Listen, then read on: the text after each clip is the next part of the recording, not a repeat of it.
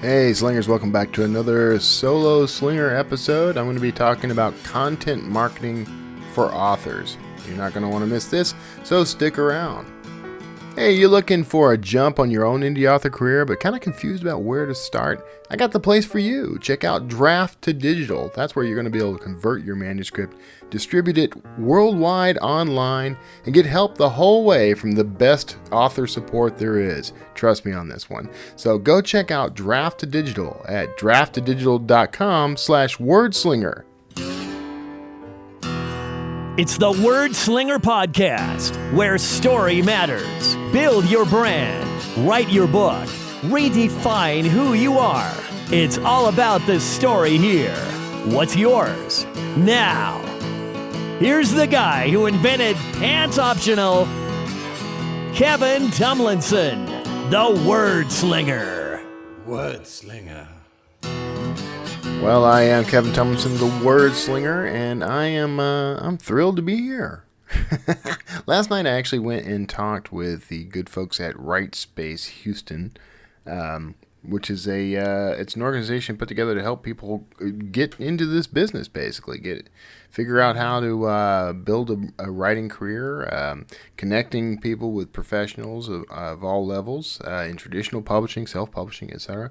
So it was a great event. I was glad to be there, and got to talk about sort of the basics of self-publishing. It's amazing how much we forget we know, or I guess it's amazing how far we can get along without realizing that other people don't have that same knowledge. So it was fantastic. If you are one of the folks who was there, welcome to the show. I don't think anybody there was a listener before I showed up. So if you're listening now, I had a great time chatting with you, and I hope you get a lot out of this podcast. This is what we call the Solo Slinger episodes.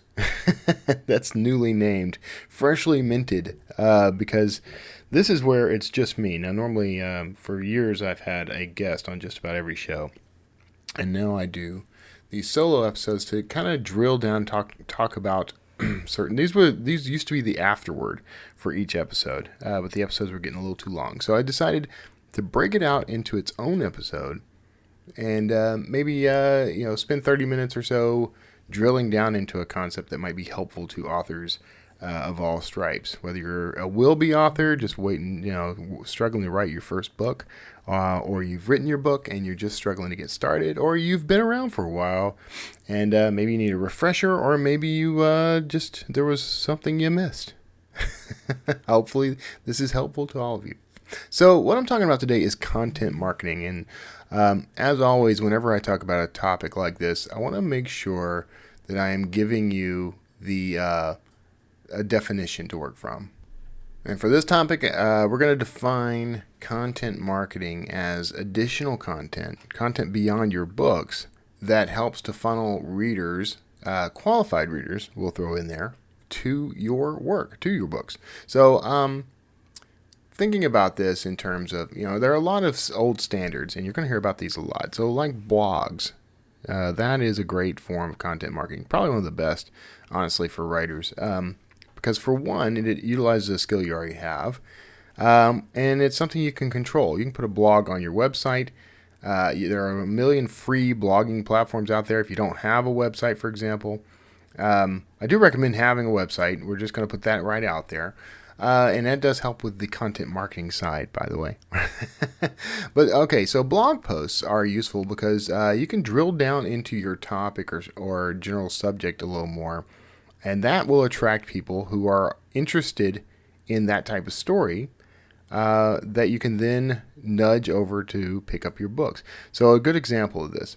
Let's say you're a fiction writer, and let's just say you write about sparkly vampires, okay?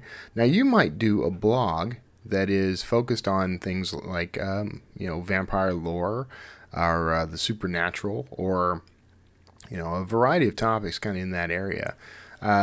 Now, what happens is when you write a blog and you post it on your site, it helps with a little bit of a bump to what we call search engine optimization, right? So if you're writing about a topic regularly, Google and other search engines will scan those articles, and when people go searching for certain things, they might stumble upon a set of keywords that leads them right to your door. or at least puts you up kind of in the more robust your content, the higher up you can generally rank in Google. I'm dramatically oversimplifying things like SEO for this. So for those of you who are experts in SEO, just bear with me. But the general gist here is that content can help make you more discoverable, and particularly content that resides on your website. So a blog allows you to have a great deal of content that's focused on a specific topic. If you're a nonfiction author, for example, let's say that you write about medical technology, and on your blog, your books are about medical technology or about something in the medical field. So on your blog, you're writing about the things that you're discovering as you go out and do your research, as you read articles you found, YouTube videos you find, photos of equipment or whatever, and you're sharing all this in one centralized hub. So you're creating content that will help other people find your site. Once they're on your site, they're kind of just at the edge of what we call your marketing funnel. You want to capture that traffic now by making an offer, a free offer or something to get on your mailing list. That's a whole other topic. We've kind of talked about it before. But you want to get people there in the first place. And if they're just on your website, you can have little spot ads here and there, or some little nudges that get people to go check out your books. Maybe you have a little thumbnail of your book that you include at the bottom of an article or somewhere embedded in an article that says, buy my book. It is acceptable for you to have something that pushes and sells you a little bit buried in your content. As long as the content itself isn't all focused on buy my book, you're probably going to be okay.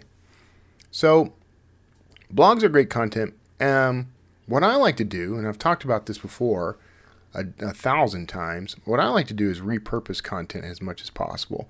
So a great way to get some blog content is to use your newsletter. And I've talked about this, but I like to write these little essays. And if you go, by the way, right now to writtenworld.us, hypothetically, I've had some glitches, but it should point you directly to my new podcast, the Written World Podcast. If not, it'll take you at least to my website, and there is a Written World link in the menu bar. So that's a good example of what I'm doing to create content that's reader-facing, that's meant to help readers discover me and my work. And the way it breaks down is this. I write these essays for my emails, and then I take that essay and I read it and record it, and that is the podcast. And then, of course, I have the essay written out, so I drop it in as a blog post. So the blog post becomes the show notes of sorts for that podcast. The podcast goes out on all the various platforms. Now, I'm also going to be adding YouTube videos to this and other forms of content. And so this becomes part of a larger content marketing strategy. I'm a big believer in creating as much content as you can to help promote and market and sell your books. And this is just one of the ways to do it. Now, content marketing, of course, encompasses those other bits. Your email newsletter can be a part of your content marketing strategy, as I've mentioned, right? So, write content for your newsletter that you can repurpose elsewhere, even if it's just to take a small bit of it and use it for social media pushes. Maybe you got a clever turn of phrase in an email and a photograph or something that you posted, or an image that you're using. Now you can combine those in social media posts, and with the express idea of pointing people back to your books. So, if you're using if you've got a book page on your website, or if you're using like the drafted digital reading lists or something similar, you can take content from your newsletter and repurpose it as social media posts, or repurpose it as blog posts, or read and record it and use it for podcasting and vlogs. Podcasting is another great tool for content marketing. And that kind of comes down to, I'm just going to give you some advice on podcasting real quick. When I started the Wordslinger podcast, I really did have the intention of trying to draw people to my fiction. That was a mistake. Because I was creating content that was aimed at the nonfiction market, at the author market. Now that's fantastic because it's allowed me to grow in immeasurable ways. But the idea that I was going to get readers off of this was a pipe dream. That doesn't mean that podcasts can't work for that. What it means is you have to create content that's aimed at your specific audience. So my mistake, and the one that you can learn from, is I created content that was not aimed at my target market. It was not aimed at my ideal reader. And so therefore, it was not drawing in new readers for my work. So to remedy that, I've created a new podcast that is reader facing, which is the Written World podcast.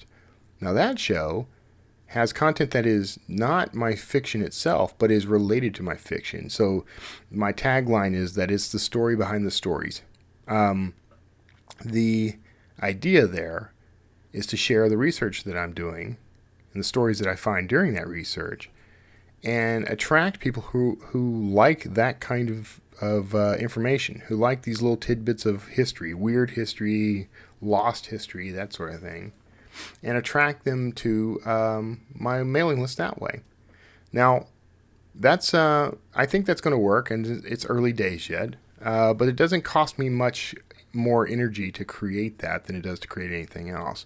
But what I like about it is it's specific towards that audience. It's aimed at that audience. For the nonfiction side, I've got this show and my blogging and other work with Draft Digital and elsewhere, and the panels I'm on at conferences, etc. And so I've got content out there that's aimed at the indie author market. So I'm able to interact with that market and communicate with them. And when I want to sell something to that market, I've got a platform to sell from. So podcasts can be a powerful tool, but you want to make it specific to the audience that you're trying to attract. Think of Aaron Minke and Lore. If you haven't heard of Lore, go check it out. Lore. Aaron Minke was a thriller author. He wrote supernatural thrillers, I believe. And he started a podcast called Lore. And it was essentially, I'm kind of copying his format a little for Written World, but he did these highly produced episodes that were essays about a specific topic that he uncovered during his research.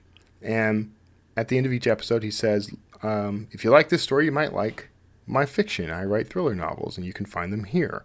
And so that was a way to funnel people from a discovery tool, some content that was helping readers discover him, or potential readers to discover him, and get them over to his website where they might buy a book. So that's the goal. YouTube and vlogging are similar. You can create content that is aimed at the specific audience you're trying to attract. And YouTube's a fantastic tool for this, even though of late they've been a little harsh on their creators. And I'm starting to get a little bit disillusioned with YouTube in that regard. But they do have an open platform that can help you find a following. I would advise just not trying to make a living off of YouTube and instead using it as a marketing tool. But that's just me. So on YouTube, you can create video content that is aimed at finding those readers and, again, getting them back to your books. And you can do this by, there are several ways to do this.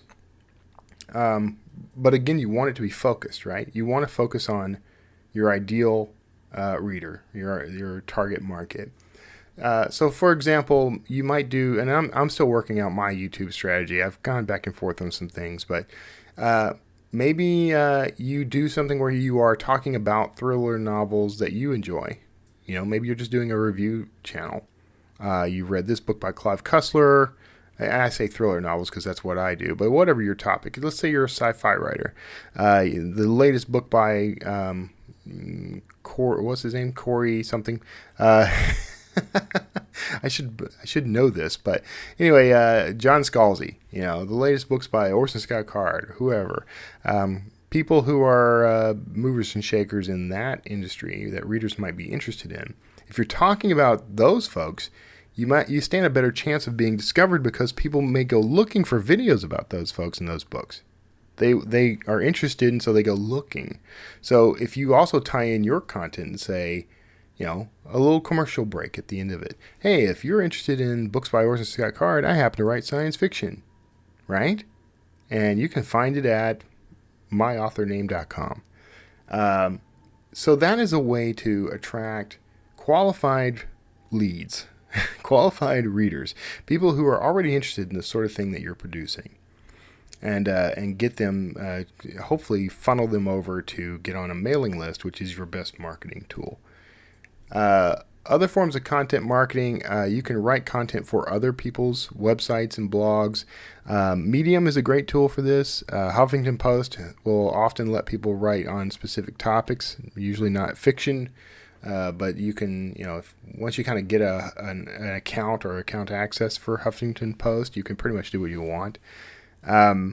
But Medium is essentially, to me, it's about the same with essentially the same reach, but without the gatekeepers. Very appealing to me. So you can actually pop onto Medium and do that. Now, one of the things Medium will let you do is if you have a blog on your website, you can copy and paste the URL, and you can import the content from that blog with a paste in Medium. Excuse me. Paste that link into Medium, and it'll automatically import all the copy and all the images and everything, links and all. And then you can go through and do a quick edit, make sure everything's looking right, looking the way you want before you hit publish. And then at the bottom of that article, it says originally posted on kevintomlinson.com/blog or whatever, wherever it was found. So that's a great way to not only get a few more eyes on your content, but to lead them back to your website. And you can include a little, author bio at the bottom of that, something about you, a photo and a link to your website, a link to where your books are sold, etc. So that is a way to use content and get more reach. And again, we're repurposing content there. So for those who are keeping track, by the way, this is how it's worked out for me with Medium. I write the email, I read the email as a podcast. I post both that email and the podcast onto my website. I will be creating a video based on that, and then I link to that blog post from Medium to give it even more range. So you can see how they start to stack up. So your content marketing strategy should stack like that. It should be like a bunch of Legos. The more that you create, the better it's going to be for you. The easier it's going to be to bring in new readers who discover your work, and the more you can repurpose that content, the better. So another aspect of this, by the way, is short stories. Now, some of you may know that guys like Andy Weir and Hugh Howey and that sort of thing, they actually blogged their entire books on their blogs.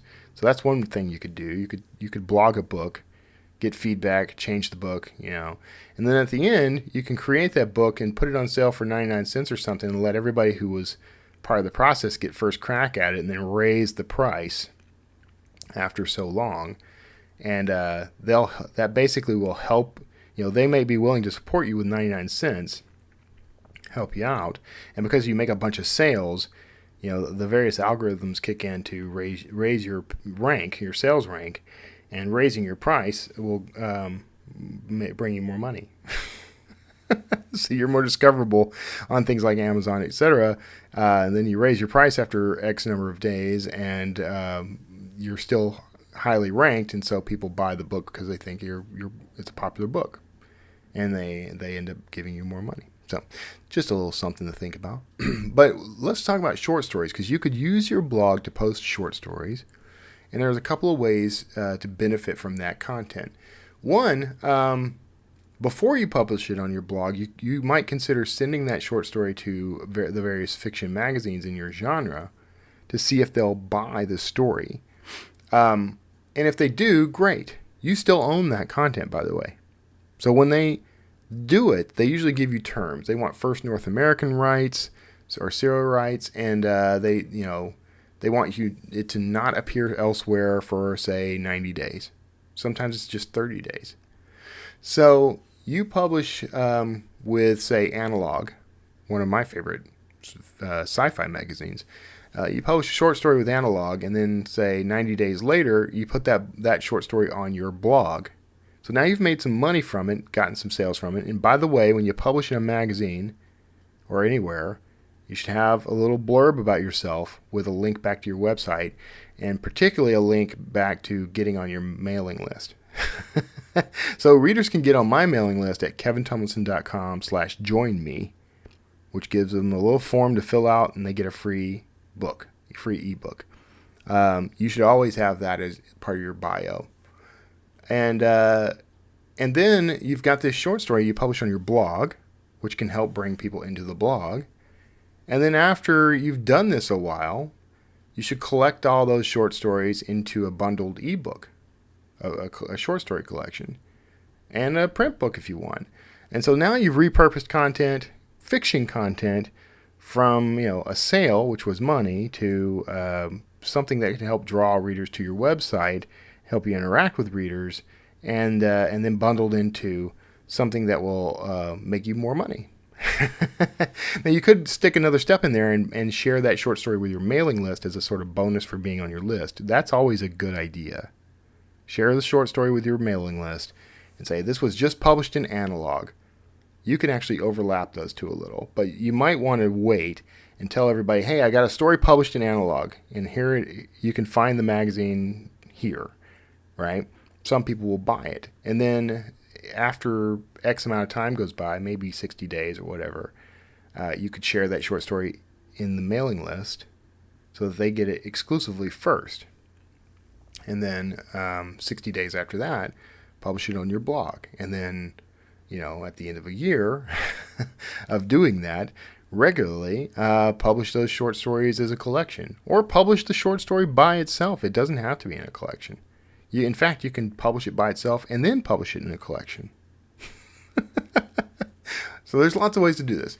So that's the general idea. That's the idea of content marketing that I wanted to hit on. And there's a lot more you can do with this. But I'm noticing now that I've got an event coming up in just 5 minutes. So I'm going to go ahead and wrap us up here. This is a short episode. But I want you to carry away with you this idea of start thinking about how you can leverage content you're already creating as widely as possible. Start thinking about the kind of content you can create that will be useful and helpful to your readers or interesting to your readers, and that might help attract more readers. And of course, you should always encourage everyone on your mailing list, everyone who subscribes to you on your blog or on your social media or whatever, you should always encourage them to share this stuff as far and wide as possible. If you post anything anywhere, you post a blog post or a short story or whatever, ask everybody you know to share it with as many people as possible. Because doing that, even if only 10% of the people you talk to share that stuff, it can help grow your mailing list and can help grow your reach and help make you more discoverable. So that is it. I'm going to go ahead and wrap us up. A little shorter than usual. 23 minutes versus 30 minutes, but I think we're going to be okay. If you got any questions, comments, whatever, make sure you pop over to wordslingerpodcast.com and leave a comment on this episode. It's going to be episode 190. 190, Content Marketing for Authors. And make sure you're sticking around for a few minutes. I got a little commercial spot you're going to be interested in if you like money. Because there's a way to get some free money. We both get free money when you join up with ACORNS. So check that out. And if you haven't already, make sure you subscribe to this show everywhere podcasts are distributed. I'm going to work on getting it in more places, actually. So iTunes, Stitcher, Google Play, all of those. So check that out. And other than that,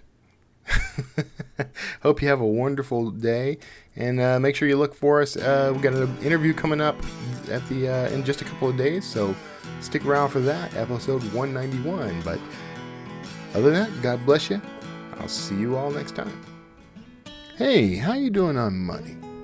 I know it's a touchy subject, but I got something that may help you out. See, I'm using an app called ACORNS, and it helps me manage some investing, put some money back, get a little interest. It's kind of nice to watch my money grow. So I want to share that with you. go to kevintumlinson.com/acorns and you'll get some free money. See you there.